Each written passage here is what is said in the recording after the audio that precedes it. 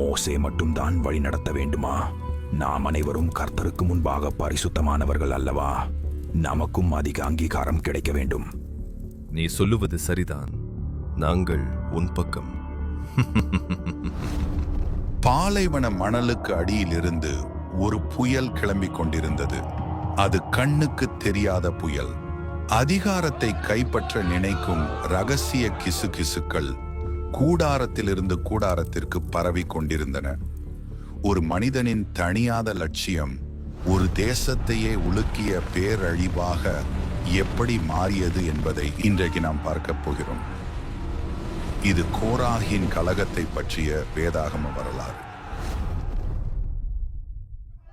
இஸ்ரவேலர் எகிப்தின் அடிமைத்தனத்திலிருந்து வல்லமையாக விடுவிக்கப்பட்டு தேவனுடைய உடன்படிக்கையின் கீழ் வாழ்ந்து வந்தார்கள்.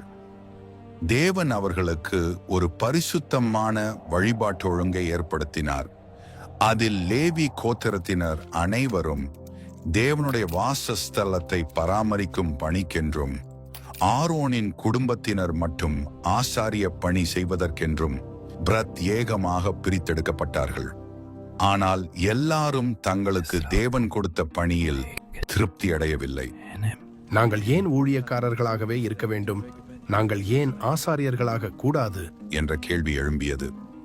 சிலருக்கு இன்னும் அதிக அங்கீகாரம் வேண்டும், இன்னும் அதிக அதிகாரம் வேண்டும், இன்னும் அதிக மகிமை வேண்டும் என்கிற எண்ணம் வந்தது.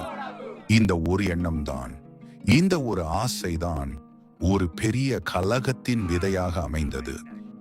லேவியின் கொள்ளுப்பேரன், கோகாத்தின் பேரன், இச்சேயாரின் குமாரன் என பெருமைமிக்க பின்னணியை கொண்ட கோராகு, இவனிடம்தான் இந்த ஆபத்தான லட்சியம் முளைவிட்டது. இவன் ஏதோ தகுதியற்றவன் அல்ல. ஏற்கனவே கர்த்தருடைய வாசஸ்தலத்தில் புனிதமான பணிகளை செய்யும் பாக்கியம் பெற்றிருந்தவன். ஆனால் அவனுக்கு அது போதவில்லை. ஆரோன் பலிபீடத்தின் முன் நின்று ஆசாரிய பணியை செய்யும் போது கோராகின் கண்கள் பொறாமை தீயால் எரிந்தன. அந்த இடம் எனக்குரியது, அந்த மகிமை எனக்கல்லவா கிடைக்க வேண்டும், அது நான் இருக்க வேண்டிய இடம் என்று அவனுடைய உள்ளம் வஞ்சகத்தால் கொதித்தது.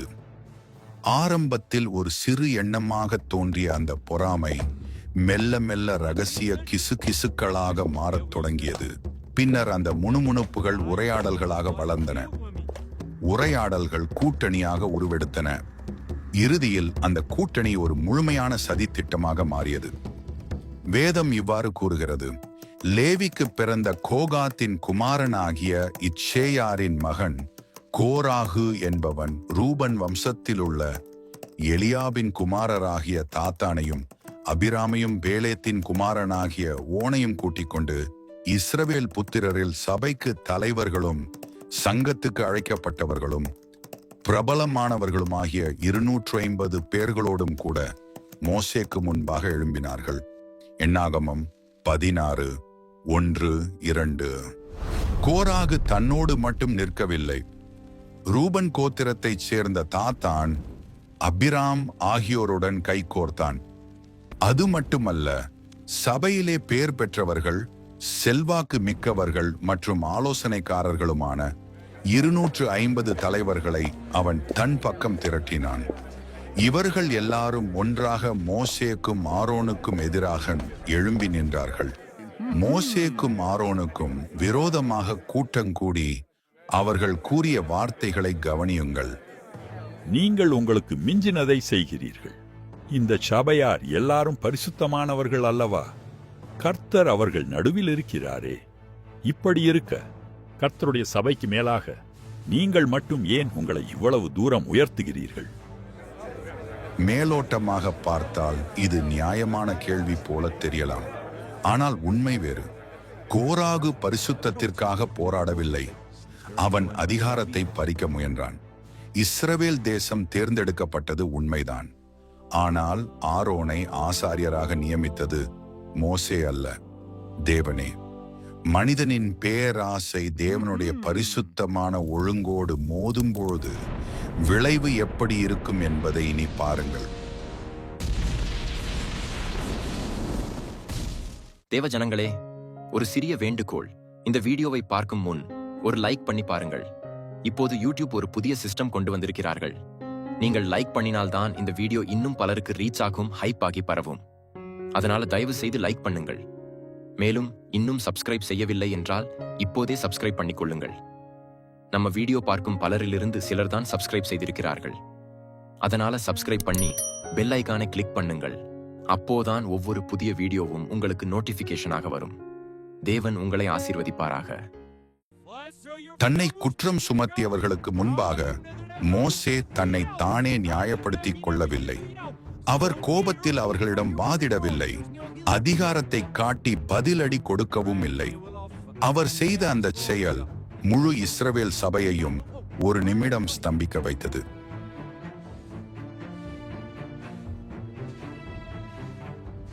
அத்தனை பேருக்கும் முன்பாக தேவனுடைய சமூகத்தில் முகங்குப்புற விழுந்தார். பின்பு மோசே உறுதியாக அறிவித்தார், நாளைக்கு கர்த்தர் தம்முடையவன் இன்னான் என்றும் தம்மிடத்தில் சேர பரிசுத்தப்படுத்தப்பட்டவன் இன்னான் என்றும் காண்பிப்பார். கோராகே, நீயும் உன் கூட்டத்தாரும் தூபகலசங்களை எடுத்துக்கொண்டு கர்த்தருடைய சந்நிதியில் அக்கினியை போட்டு தூப வர்க்கமிடுங்கள். அப்பொழுது கர்த்தர் எவனை தெரிந்து கொள்வாரோ அவன் பரிசுத்தவானாயிருப்பான் என்றார். இது ஒரு சாதாரண விவாதம் அல்ல. இது வெறும் தனிமனித மோதலும் அல்ல. இது ஜீவனுள்ள தேவனுக்கு முன்பாக நடத்தப்படும் ஒரு மகா சோதனை. தேவன் அவர்களுக்கு கொடுத்த சிறப்பான நிலையை அவர்கள் அற்பமாக எண்ணினார்கள். கோராகின் பாவம் அறியாமையால் வந்தது அல்ல. அது தேவனுடைய ஒழுங்கை திட்டமிட்டு நிராகரித்த துணிச்சல். மோசே நேரடியாக கோராகிடமும் அவனை பின்பற்றிய லேவியர்களிடமும் நெருக்கமாக பேசினார். அவர் உன்னையும் உன்னோடே கூட லேவியின் புத்திரராகிய உன்னுடைய எல்லா சகோதரரையும் சேர பண்ணினதும் உங்களுக்கு அற்ப காரியமோ? இப்பொழுது ஆசாரிய பட்டத்தையும் தேடுகிறீர்களோ? இதற்காக நீயும் உன் கூட்டத்தார் அனைவரும் கர்த்தருக்கு விரோதமாகவே கூட்டங்கூடினீர்கள். ஆரோனுக்கு விரோதமாக நீங்கள் முறுமுறுக்கிறதற்கு அவன் எம்மாத்திரம்? எண்ணாகமம் 16:10-11.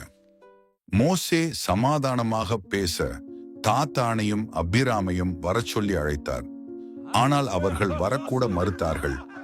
ஏளனமாக சொன்னார்கள், இவர் ஏன் நம்மை அழைக்கிறார்? நாங்கள் வரமாட்டோம். பாலும் தேனும் ஓடுகிற தேசத்திலிருந்து இந்த வனாந்தரத்தில் கொன்று போட எங்களை கொண்டு வந்தது போதாதா?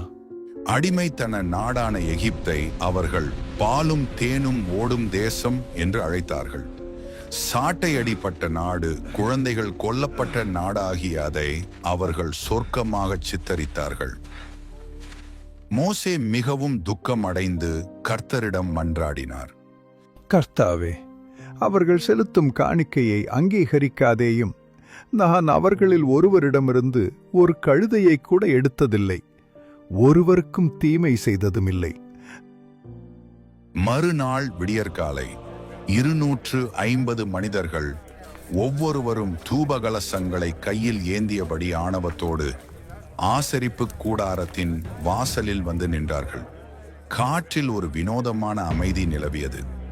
ஏதோ நடக்கப் போகிறது என்பதை எல்லாரும் உணர்ந்தார்கள். கோராகு தன் சூழ்ச்சியால் இஸ்ரவேல் சபை மக்கள் அனைவரையும் மோசேக்கும் ஆரோனுக்கும் எதிராக திரட்டி நிறுத்தினான். வேதம் இவ்வாறு கூறுகிறது, அந்த நேரத்தில் கர்த்தருடைய மகிமை சபையார் அனைவருக்கும் காணப்பட்டது. பிரகாசமான, பயங்கரமான, பரிசுத்தமான மகிமை. கர்த்தர் மோசேயிடமும் ஆரோனிடமும் சொன்னார், இந்த சபையை விட்டு விலகுங்கள், ஒரு நொடியில் இவர்களை நிர்மூலமாக்குவேன். ஆனால் மோசேயும் ஆரோனும் என்ன செய்தார்கள்? முகங்குப்புற விழுந்து ஜனங்களுக்காக மன்றாடினார்கள். எல்லா மாம்சத்துடைய ஆவிகளுக்கும் தேவனாகிய கர்த்தாவே, ஒரு மனுஷன் பாவம் செய்திருக்க சபையார் எல்லார் மேலும் கடுங்கோபம் கொள்வீரோ என்று மன்றாடினார்கள். அப்பொழுது கர்த்தர் மோசேயை நோக்கி, கோராகு, தாத்தான், அபிராம் என்பவர்களுடைய வாசஸ்தலத்தை விட்டு விலகிப் போங்கள் என்று சபையாருக்குச் சொல்.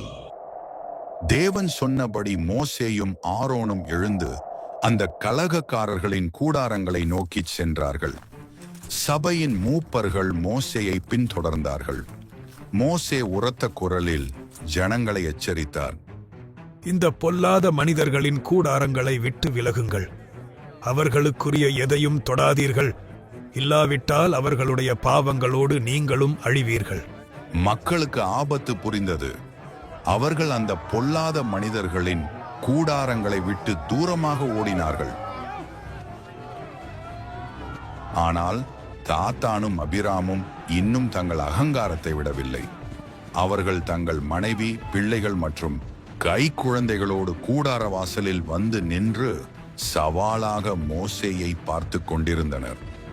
பிறகு மோசே மக்கள் முன் நின்று உறுதியாக அறிவித்தார். இந்த மனிதர்கள் எல்லா மனிதர்களையும் போல சாதாரண மரணமடைந்தால் கர்த்தர் என்னை அனுப்பவில்லை என்று அர்த்தம். ஆனால் பூமி தன் வாயை திறந்து இவர்களையும் இவர்களுக்குரிய யாவற்றையும் விழுங்கினால் இவர்கள் கர்த்தரை அவமதித்தார்கள் என்பதை நீங்கள் அறிந்து கொள்வீர்கள். மோசே பேசி முடித்த அந்த நொடியில் அவர் வாய் மூடுவதற்கு முன்பே அவர்கள் நின்ற தரை வெடித்து பிளந்தது. பூமி தன் வாயை அகலமாக திறந்தது. கோராகும், தாத்தானும், அபிராமும், அவர்களுடைய வீட்டாரும், அவர்களோடு சேர்ந்த அனைவரும், அவர்களுடைய பொருட்கள் அனைத்தும் பூமிக்குள் இழுக்கப்பட்டார்கள். அவர்கள் உயிரோடு பாதாளத்தில் இறங்கினார்கள். பூமி அவர்கள் மேல் மூடிக்கொண்டது. அவர்கள் சபையின் நடுவிலிருந்து மறைந்தார்கள். அவர்களுடைய அலறல் சத்தம் காதை பிளந்தது. சுற்றிலும் நின்ற இஸ்ரவேலர் பயத்தால் கதறியபடி ஓடினார்கள். பூமி நம்மையும் விழுங்கிவிடும் என்று அலறினார்கள். அதே நேரத்தில் கர்த்தரிடமிருந்து அக்கினி புறப்பட்டு தூபம் காட்டிக் கொண்டிருந்த அந்த 250 மனிதர்களையும் சுட்டெரித்தது. தங்கள் கையில் தூப கலசங்களை ஏந்தி ஆசாரியர்களைப் போல நிற்க வந்தவர்கள் மாலைக்குள் சாம்பலாகிவிட்டார்கள். அதன் பிறகு கர்த்தர் ஆரோனின் மகன் எலெயாசாரிடம் கட்டளையிட்டார். அந்த தூப கலசங்களை எடுத்து பலிபீடத்தின் மேல் தகடுகளாக அடிக்கச் சொன்னார். ஏன் தெரியுமா? இது இஸ்ரவேல் மக்களுக்கு ஒரு நிரந்தர அடையாளமாக இருக்க வேண்டும். ஆரோனின் சந்ததியார் அல்லாத வேறு எவரும் கர்த்தருடைய சந்நிதியில் தூபம் காட்ட வரக்கூடாது என்பதற்கான மறக்க முடியாத எச்சரிக்கை. ஒவ்வொரு முறை ஒரு இஸ்ரவேலன் அந்த பலிபீடத்தை பார்க்கும் போதும் அந்த தகடுகள் அவனுக்கு நினைவூட்டும், தேவனுடைய ஒழுங்கை மீறாதே, அவர் நியமித்ததை மாற்ற நினைக்காதே என்று. கோராகின் பெயர் ஒரு எச்சரிக்கையாக வரலாற்றில் பதிந்தது. ஆனால் அவனது சந்ததி என்னவானது? கதை இங்கே ஒரு அதிசயமான திருப்பத்தை எடுக்கிறது. கோராகின் கலகம் சாம்பலில் முடிந்தாலும் அந்த சாம்பலுக்கு நடுவே தேவனுடைய இரக்கம் ஒளிர்கிறது. எண்ணாகமம் 26:11 ஒரு சிறிய ஆனால் மிகப்பெரிய உண்மையை சொல்கிறது. கோராகின் புத்திரரோ சாகவில்லை. ஒருவேளை அவர்கள் தந்தையின் கலகத்தில் பங்கெடுக்க மறுத்திருக்கலாம். ஒருவேளை தேவனுடைய குரலுக்கு செவி கொடுத்து கலக கூட்டத்தை விட்டு விலகி இருக்கலாம். வேதம் நமக்கு அதை வெளிப்படையாக சொல்லவில்லை. எதுவாக இருந்தாலும் தேவன் அவர்களை இரக்கத்தோடு காப்பாற்றினார். பிற்காலத்தில் அதே கோராகின் சந்ததியினர் தேவாலயத்தின் பாடகர்களாகவும் இசைக்கலைஞர்களாகவும் நியமிக்கப்பட்டார்கள். கோராகின் சந்ததியினர் சர்வ வல்லமையுள்ள தேவனை துதிக்கும் உன்னத சங்கீதங்களை எழுதும் பாக்கியத்தை அவர்கள் பெற்றார்கள். இன்று நம் வேதாகமத்தில் உள்ள 11 சங்கீதங்கள் கோராகின் புத்திரரின் சங்கீதம் என்ற கௌரவமான தலைப்போடு பதிவு செய்யப்பட்டுள்ளன. அவர்களின் சங்கீதங்கள் தேவனுடைய பிரசன்னத்தின் மீதான வாஞ்சையினாலும் அவருடைய பாதுகாப்பின் மீதான நம்பிக்கையினாலும் மீட்பின் எதிர்பார்ப்பினாலும் நிரம்பியுள்ளன.